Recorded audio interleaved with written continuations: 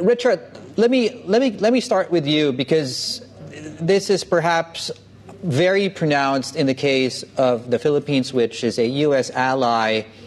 But the squeeze in the energy markets and the inflation and I guess the challenges that's really bringing the economy is somewhat forcing a shift in focus towards perhaps closer ties with China.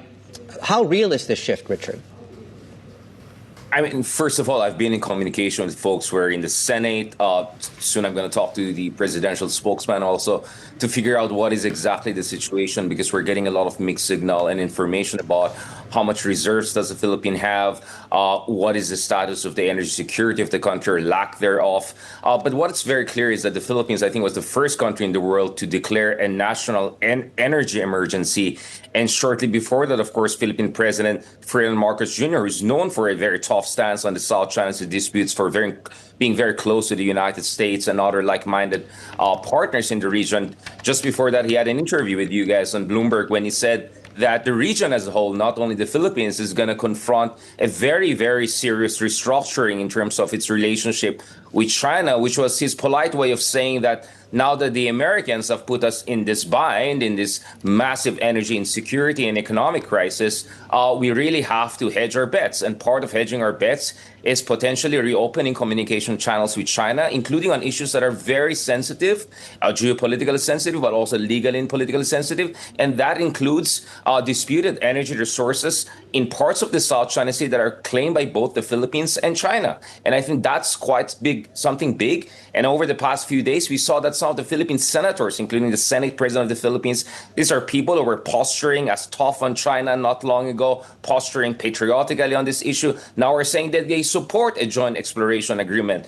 between the Philippines and China in the South China Sea. So I think this is a strong signal from the Philippine government, probably signal of frustration with the United States going ahead with this war without any consideration for its impact on its allies. But it's also a strong signal that the Philippines is open to have a much more pragmatic approach in its relationship with the Chinese. Richard, just to follow up on that, right? So that's a good point you bring up, a statement of frustration. You know, that adage where you can't really trust the statement of someone who is under duress, right? Because that is an extreme scenario that individual is in. And I wonder how much public support really is there for that shift. Or are these statements just taking place in a very extreme scenario when it comes to the economy? Yeah, absolutely. Good question, David. I think absolutely the devil is in the details. We don't know what do we exactly mean by this. Is this a service contract? Is this going to be in the reed bank?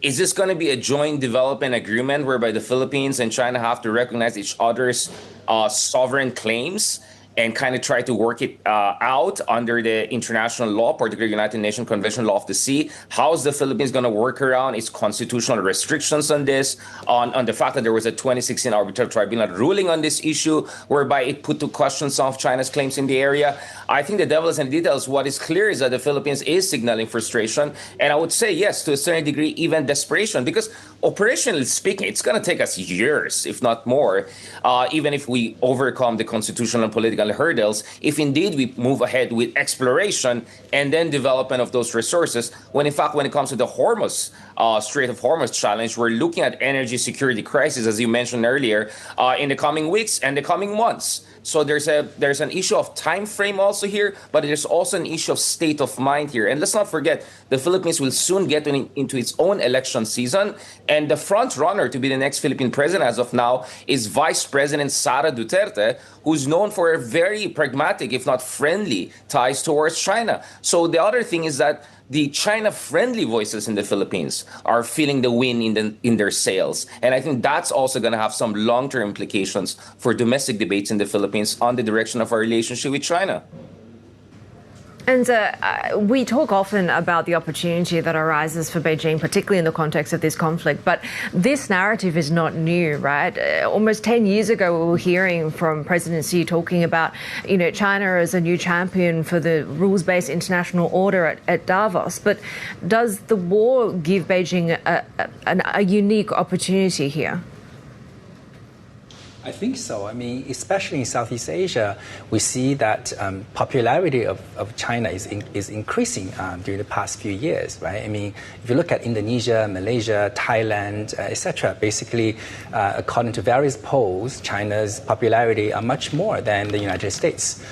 So that means basically for many countries that previously perhaps are more ambivalent towards China or the US now has clearly signaled that interest in working together with China. And at the same time, China has positioned itself as a champion for renewable energies, for EVs and everything.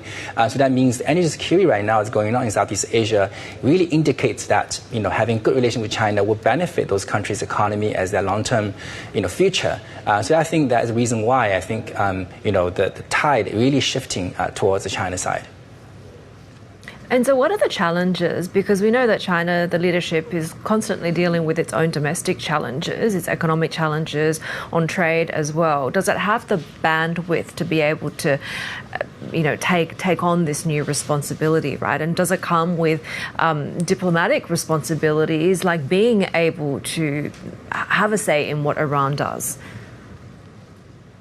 I don't think necessarily it is more taking on more responsibility by Beijing.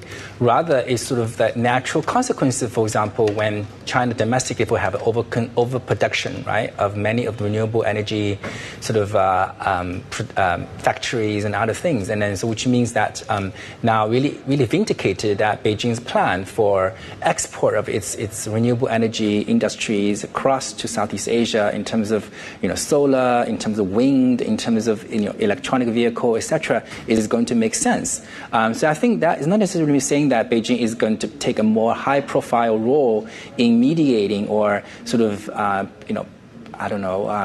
regulating many of the international issues surrounding Middle East as well as Asia, rather than, as what people say, like, Beijing doesn't need to do much, just have to wait for the U.S. to mess it up. Enze, that's a good point. I want to bring that in because there is a view out there that you don't get in the way when your enemy is making a mistake. I think are there specific economies or countries in whether that's Southeast Asia or the broader Asian region that you think who might be on the fence or might be on closer to the orbit of the U.S. that might actually now find themselves closer to the Chinese orbit? Right. So for me, what's test right now is the countries that are U.S. allies, treaty allies, and also the countries that host American military bases. And I think what's really happening in the Middle East this time, in the war in Iran, basically indicates that sometimes this might be a liability. And if that become a liability, then whether those countries will rethink this sort of relationship with the U.S. is going to make sense. Because ultimately, American interests might diverge from those countries' national interests. So if that happens, then they have to really double think whether they need to continue on this path or not. Richard, I'll bring you in on that thought, where you do have, let's call it U.S. military presence, and a lot of what you have in these, when you look at U.S. allies in the region, it comes with a unique blanket of, let's call it security, will come to your defense if need be. How do you think U.S. allies in the region that do fall under that sort of orbit need to be thinking about that value add of U.S. security guarantees? Or is that mostly a thing of the past now at this point? Well, as we speak, the Iranians are basically reinventing modern warfare through saturation strategy. Mass production of relatively cheap drones and increasingly advanced missiles have clearly overwhelmed and really, some would even say, completely dismantled the American military bases across the Persian Gulf. So that is a laboratory of data that the Chinese are going to study very carefully, especially because Iranians are apparently using Baidu and relying on some support, intelligence and information support on Chinese and the Russians. So there's that. And obviously here in Southeast Asia, we're also watching it because, as we speak, the Singaporeans, the Japanese, Filipinos, all of us are hosting in one or another different sorts of facilities, whether it's R&R and maintenance on the part of Singaporeans, whether it's a full-scale military base in the case of Japanese. And in the case of the Philippines, it's still a moving target, right? We don't we cannot have American military bases, legally speaking. That's unconstitutional since the end of Cold War. But the Americans have been trying to build facilities with rotational access.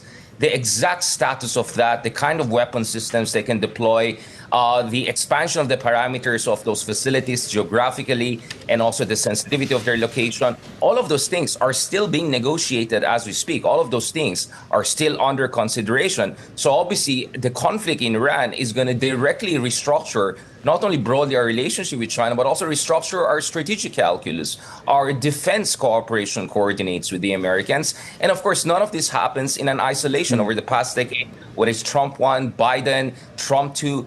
The general strategy is that, China is just so big and influential that the only way to effectively constrain it is through an integrated deterrent strategy, meaning everyone has to pitch in. There has to be this coordination with Japanese, with the Filipinos, with Singaporeans, among others. Now that's going to be much more difficult if each of these parties is will begin to recalibrate their relationship towards China, or some of them get cold feet about going all in with America, or all in with helping America, let's say on a Taiwan contingency, or in the case of the Philippines, also how far should we push back against the Chinese in the South China Sea. So that's why this is a moving target. And that's why the restructuring of the conversation will have serious operational implications down the road, potentially. Yeah, and it's an interesting perspective from Australia as well in this part of the Pacific. But I do wonder, in addition to what has been a pretty obvious pivot away from China over the past few years by the US, you now have the drawdown of not just that sentiment, but the drawdown of weaponry as well. How worried would you be when it comes to Taiwan? Well, we see already in Taiwan that the KMT party's leadership is signaling that, maybe not now because the DPP is still in control, but this is based on my own conversation with Taiwanese folks earlier this year. They're already signaling that they still want a soft landing sometime down the road. We saw also earlier this year there were attempts by the KMT, who's obviously powerful in the parliament, to frustrate efforts at increasing Taiwanese defense spending, increasing Taiwanese purchase of high-end American weapon system, which is one of the supposed preconditions of Trump, to be much more forthcoming in America's commitment to Taiwan in an event of contingency. But we know that any effective way to deter Chinese kinetic action, or should it happen to protect Taiwan, it will have to be coordinated. The Japanese will have to be involved. The Filipinos have to be involved. So you need basically a great wall of missile defense systems, a great wall of operational coordination from Guam to Okinawa to northern Philippines and obviously in Taiwan. Now, all of those things will have to be studied again very carefully in light of what's happening in the Persian Gulf right now, because whatever the Iranians can do, which obviously has surprised a lot of people, the Chinese can do on a far larger scale and with growing sophistication. So the game plan has completely changed in Asia, or at least there's a wake up call in this part of the world.